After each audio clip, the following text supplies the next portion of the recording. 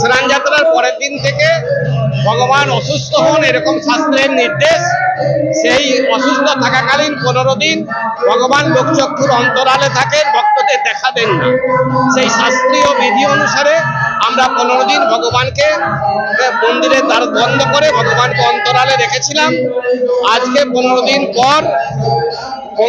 পর ভগবান একটু সুস্থ হয়েছেন, তো ওনাকে বাইরে বার করা হলো, মানে ভক্তদের সামনে আনা হলো, দ্বার উদ্ঘাটন হলো। আগামীকাল ভগবান রথযাত্রায় মাসির বাড়ি যাবেন। আগামীকাল বৈকাল 4টে থেকে আমাদের রথযাত্রা শুরু হবে। তা আমাদের সকলকে আপনাদের এই চ্যানেলের মাধ্যমে আমি সমগ্র বর্ধমানবাসী এবং ভক্তদের অনুরোধ জানাই, তারা এই রথযাত্রায় সামিল হন, ভগবানের এই দুর্লভ রথযাত্রা দর্শন করুন, উপভোগ করুন। সবাই